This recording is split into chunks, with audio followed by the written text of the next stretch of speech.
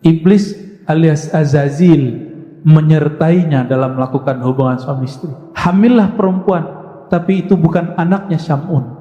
Zahirnya anaknya Syam'un, batinnya anak Azazil atau iblis. Bismillahirrahmanirrahim.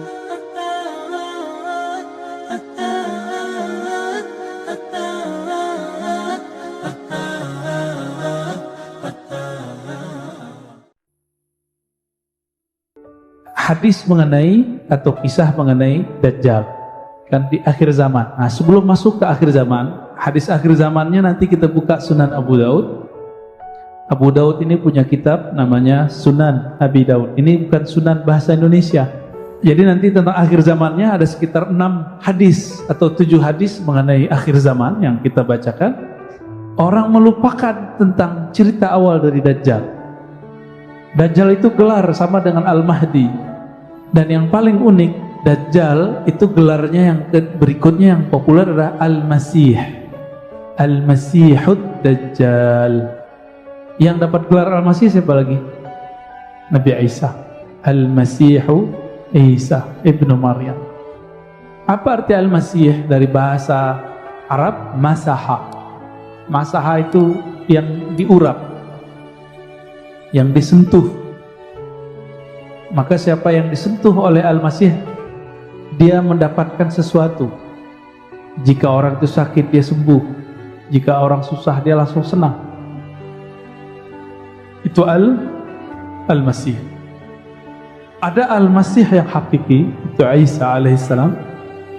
Ada Al-Masih yang palsu, sesuai namanya Dajjal. Dajjal itu artinya pembawa kepalsuan, yang paling banyak kepalsuannya, kebohongannya. Lalu orang-orang bertanya, Dajjal itu sosok atau simbol? Jawabannya apa, Pak? Simbol doang. Dajjal itu dua-duanya, simbol juga sosok. Jadi jangan dipisah-pisah. Ini mau misah-misahin yang berbahaya, ya, menjadi ilmunya nggak utuh. Simbol, maka disebut fitnatud Dajjal, itu simbol kekacauan yang disebabkan oleh si pembohong, berita hoax, konspirasi, ya, beritanya lebih besar dari faktanya. Nah, ini bagian dari fitnatud Dajjal. Kisah Dajjal, ternyata Dajjal itu ada beberapa namanya. Ada nama kecilnya yaitu Musa bin Sam'un. Namanya Musa juga. Ada gelarnya Samiri, karena dari negeri namanya Samara. Ini Samara yang mana? Ini juga kita bingung. Samara yang di Yerusalem, adakah di sana ya Samara, atau yang dari daerah Irak? Ya, wallahu a'lam. Ayahnya Musa bin Sam'un itu Sam'un. Ini beda dengan Samson, Pak ya, jangan dicocok logiin. Sam'un ini punya istri. Mereka dua-duanya, mohon maaf, belum dikaruniai anak alias mandul. Udah berobat, gak sembuh-sembuh. Tiba-tiba ada iblis menyerupai seorang yang sakti, mandraguna. Si iblis ini ngomong, kamu kalau mau punya anak, lakukan ritual berikut. Jadi ritual-ritual begini emang dari dulu sudah ada. Lakukan, mohon maaf ya, hubungan suami istri di kuil setan. Ada kuil setan, Pak, di Samara. Dulu ada berhala banyak di kuil tersebut. Karena dia sudah ngebet mau punya anak, ditanya mulu sama orang, kamu payah nggak punya anak gitu, mandul gitu. Jadi stres. Akhirnya mereka datanglah. Jadi orang-orang yang stres, orang-orang yang kepepet, itu emang daya tawar keimanannya itu jadi rendah, ya. Jadi mudah terpedaya. Orang sakit sama, Pak, karena pengen sembuh, akhirnya menyekutukan Allah Subhanahu wa ta'ala. Datanglah ke sana, lalu melakukan apa yang disarankan si dukun iblis itu. Dia tidak baca doa. Maka disitulah yang dikatakan Nabi, iblis alias Azazil menyertainya dalam melakukan hubungan suami istri. Hamillah perempuan, tapi itu bukan anaknya Syam'un. Zahirnya anaknya Syam'un, batinnya anak Azazil atau iblis. Azazil ini iblis yang dulu goda Nabi Adam, Pak. Udah tua itu iblisnya. Namanya apa tadi? Azazil. Cakep ya namanya. Jangan dikasih ke anak, Pak ya. Azazil gelarnya iblis. Jadi dalam bahasa tertentu ada nama, ada gelar. Lahirlah si anak, dikasih namalah Musa. Musa itu artinya anak air. Begitulah lebih kurang. Kalau orang-orang Ibrani, bahasa Ibrani menyebutnya Musa. Ya. Musa bin Syam'un. Anak air. Jadi mirip dengan Nabi Musa bin Imran. Nah, Nabi kita namanya Nabi Musa bin Imran. Beda ya? Sama-sama di air, dihanyutkan di air. Bedanya Musa bin Syam'un ini, negeri Samara itu mengalami bencana banjir. Banjir, Pak. Habis. Satu penduduk habis. Orang tuanya hanyut, gak tahu kemana. Musa bin Syam'un waktu itu umurnya masih setahun atau 2 tahun. Diutuslah oleh Allah Jibril alaihissalam untuk membawa anak ini ke suatu pulau. Begitu riwayatnya. Dibawalah ke suatu pulau. Nah, ini diabadikan dalam Al-Quran, ya. Dalam Al-Quran surat Al-A'raf, surat Thaha, ya. Qala basurtu bima lam yabsuru bih faqabattu qabdatan min atharir rasul fanabastuha wa kadzalika sawwalat li nafsi. Apa kata Samiri? Nanti kan gelarnya Samiri. Ketika ditanya oleh Nabi Musa, ada apa dengan Musa Samiri? Kok kamu bisa bikin berhala bisa ngomong? Kata dia apa? Basurtu bima lam yabsuru bih. Aku dapat melihat yang mereka tidak bisa lihat. Nah, siapa yang dilihat oleh si Musa bin Sam'un alaihissamiri? Jibril. Jadi Jibril alaihissalam diutus oleh Allah untuk mengajar dia. Ini persis seperti dulu ketika terjadi bencana alam semesta, kiamat pertama di bumi, hancurlah itu karena kelompok jin Banul Jan. Itu mereka menghancurkan bumi, Pak. Melakukan kerusakan, membunuh. Dulu jin Banul Jan namanya. Itu kelompok yang lebih tua dari iblis sekarang ini. Itu mereka di bumi bertubuh fisik, Pak, ada jasadnya. Melakukan kerusakan di muka bumi, maka Allah kiamatkan bumi. Kiamatnya kiamat kecil. Maka larilah mereka ke pohon-pohon, ke gunung-gunung. Begitu di hadis riwayat Imam Al-Hakim.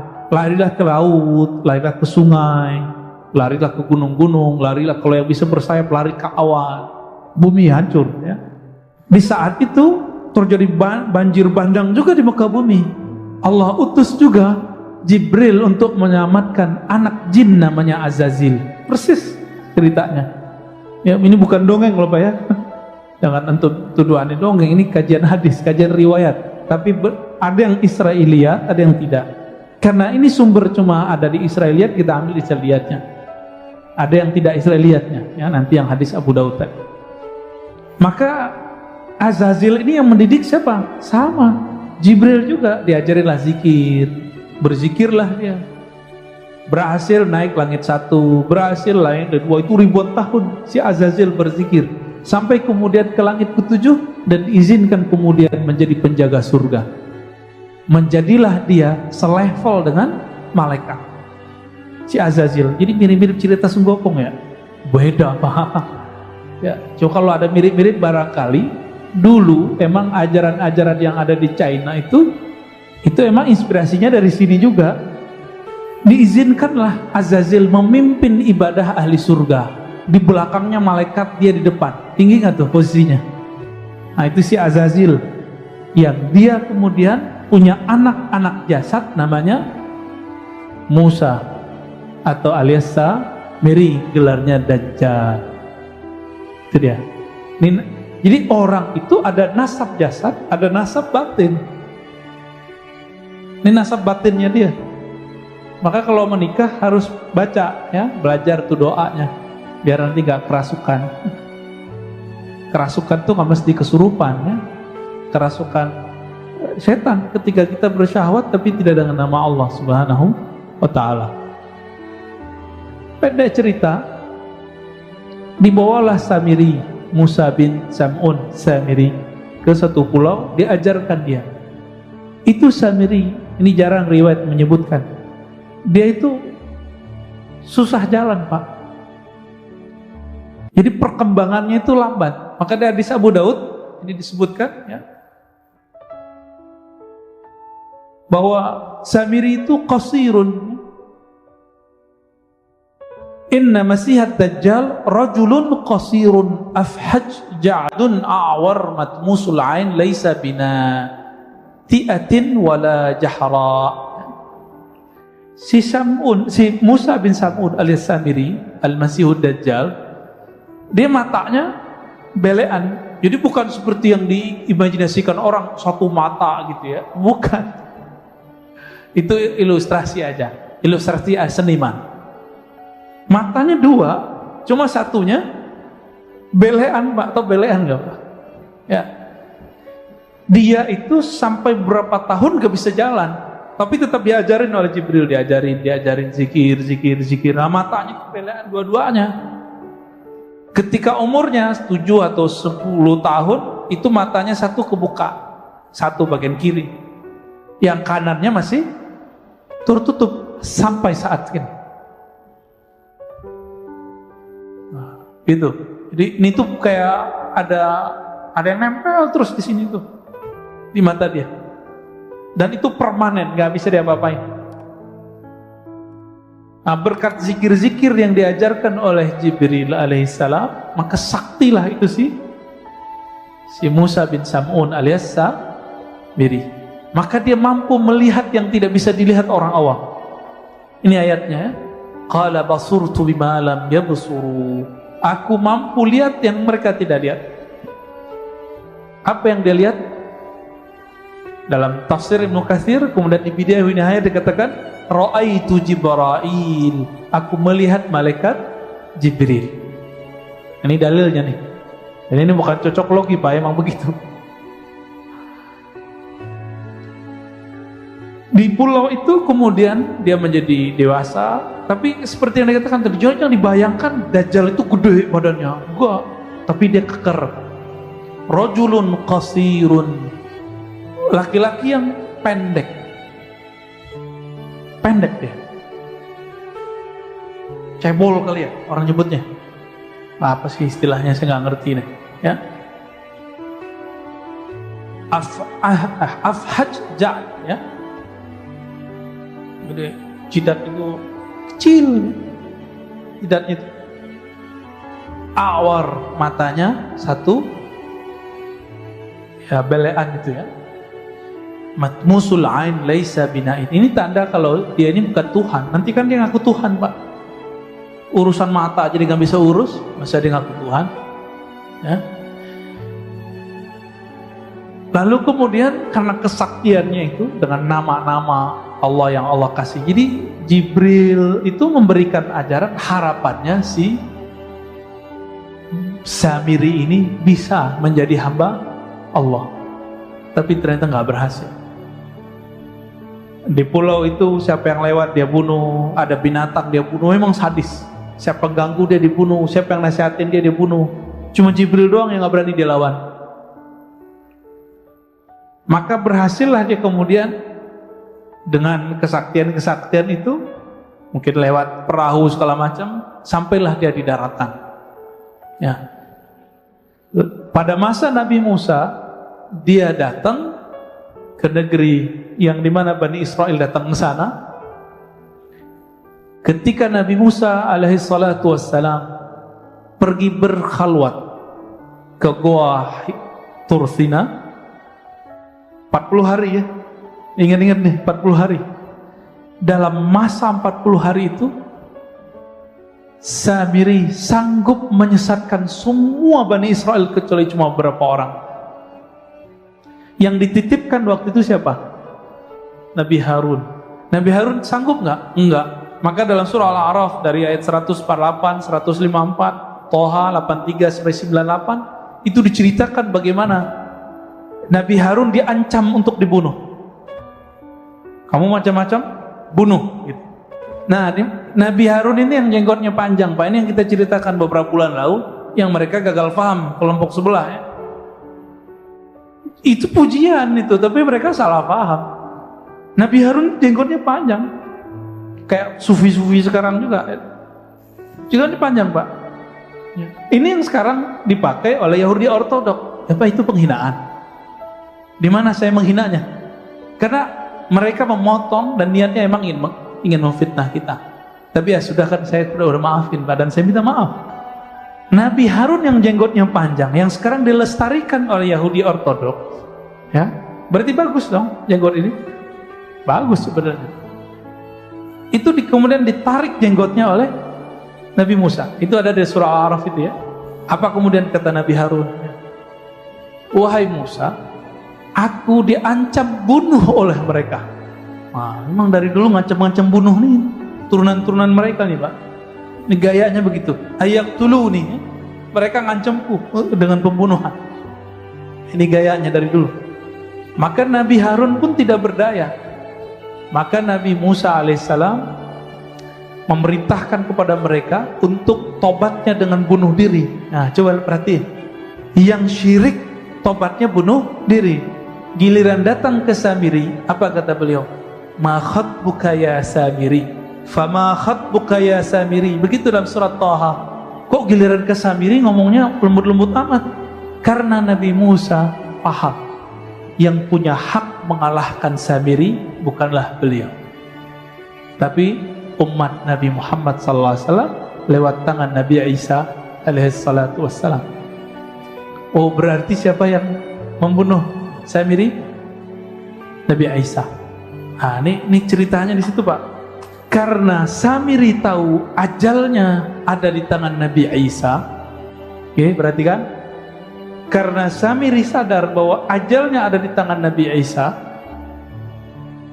maka dia membuatlah penipuan konspirasi pertama terhadap Nabi Isa. Itulah terjadi pembunuhan terhadap sosok yang mirip dengan Nabi Isa. Jadi dia nyamar jadi murid Nabi Isa. Kenapa? Karena dia tahu dalam suratan takdir yang diperlihatkan oleh Allah melalui Jibril, yang membunuh kamu nanti adalah Al-Masih Isa. Dia ingin membunuh Nabi Isa karena ingin merubah jalan takdirnya. Itu Bang. Jadi yang coba-coba merubah jalan takdir ya pengikut Samiri. Jangan coba-coba.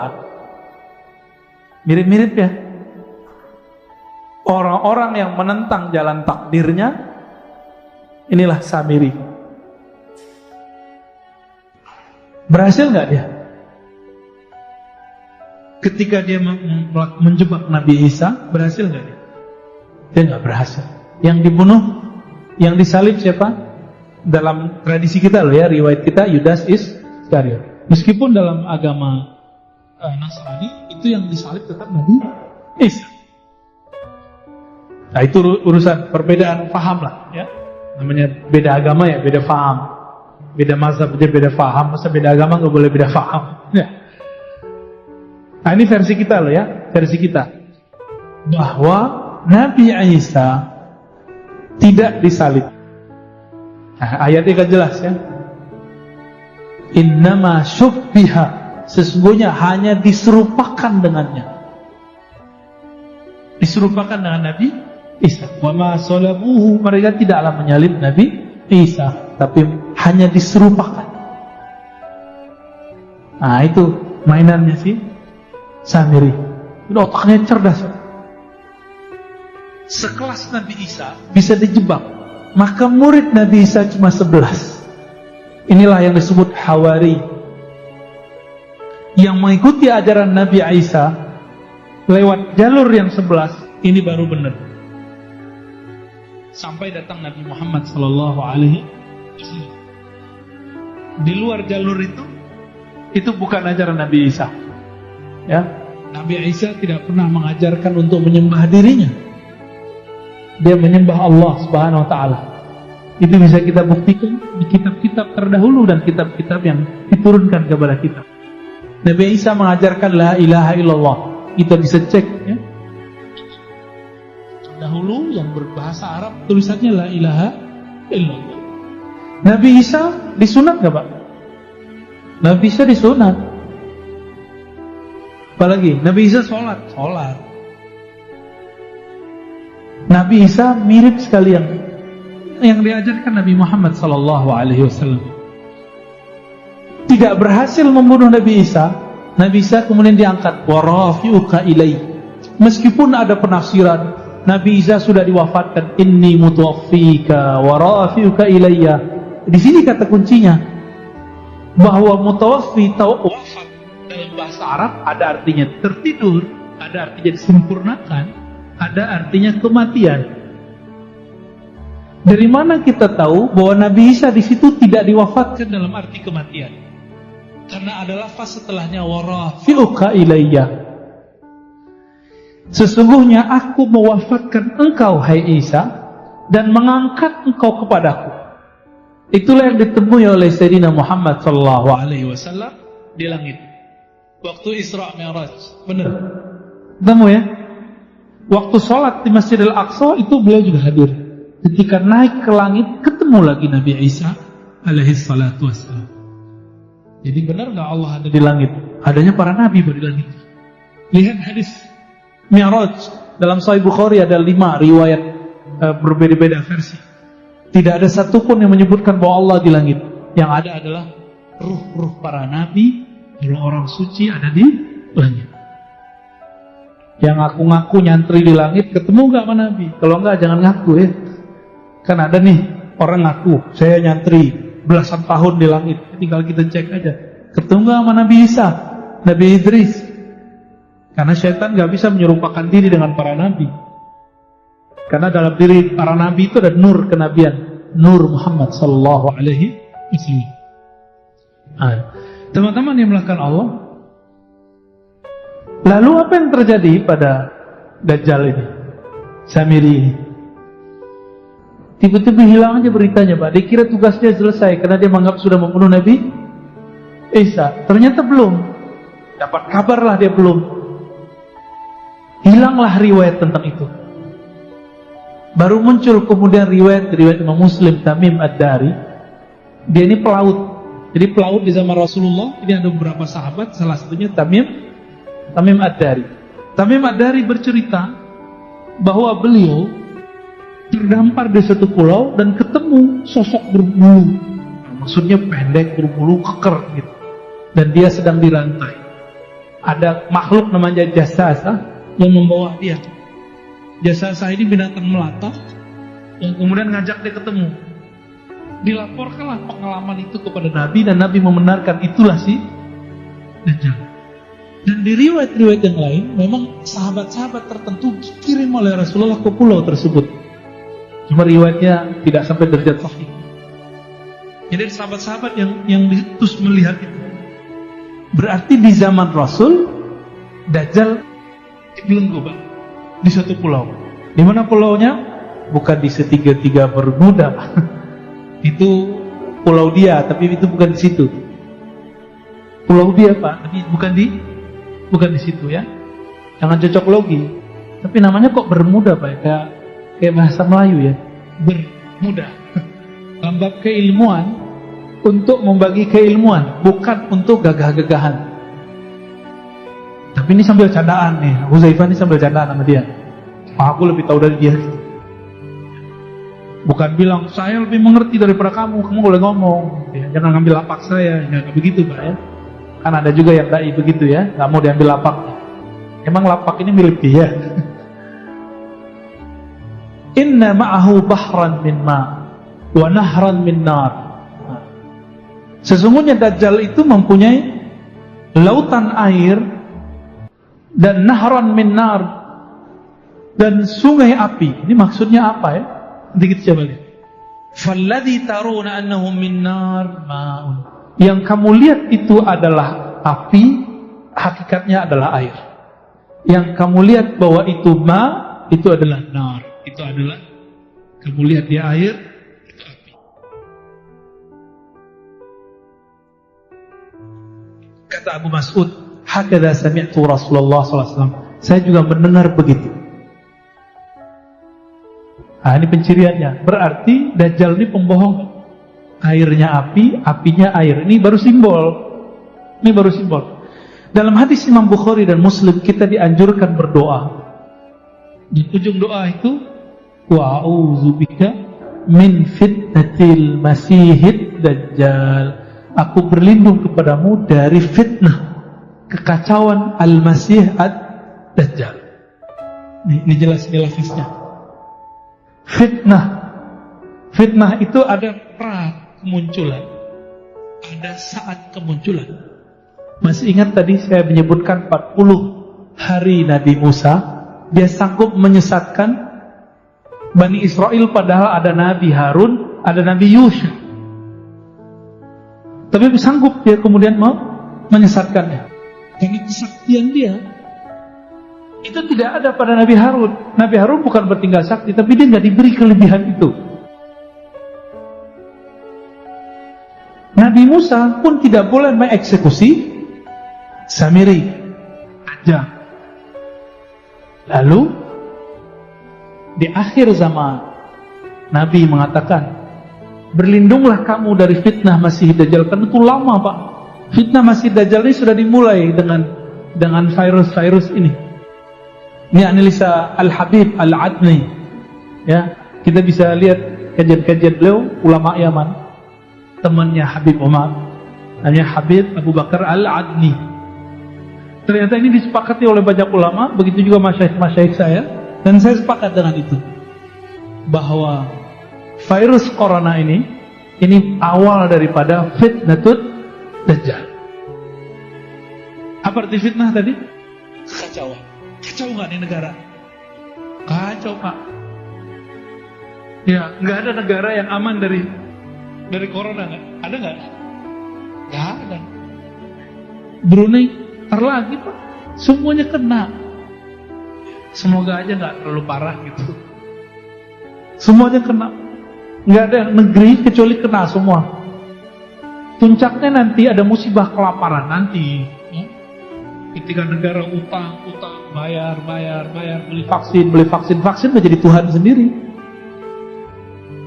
Kita dengan kaget mendengar beberapa kaum intelektual yang ngerti agama ngomong, virus ini bisa diselesaikan hanya dengan satu hal, vaksin. Lah. Jadi musyrik dia tuh. Bung Karno ketika memerdekakan negeri ini, dia menyebut dengan rahmat Allah. Walaupun dia berjuang habis-habisan, masuk penjara, keluar penjara, diasingkan, dia nggak mengatakan hanya dengan cara berjuang. Ya. Dia memulai dengan atas nama Allah. Itulah simbol kewalian Bung Karno. Ini orang lupa nih. Kita lupa kan? Kita kira pendiri bangsa ini bukan seorang wali, Pak, dia waliullah. Maka dia sayang dengan ulama-ulama, cinta dengan ulama-ulama. Loh, kok sekarang ada yang ngaji sejarah mengejek Soekarno? Misi di sini kalau nggak salah ya. Oh, gawat ini, Pak. Itu bisa berbahaya itu. Perkaranya bisa panjang nanti. Misi di sini loh. Lalu berani kemudian memfitnah Bung Karno. Nah, kembali ke yang tadi, ya. Samiri sebelum keluar akan terjadi fitnatul dajjal, fitnah Masih Dajjal, dan itu lamanya bukan main. Puncaknya nanti adalah kelaparan yang berkepanjangan.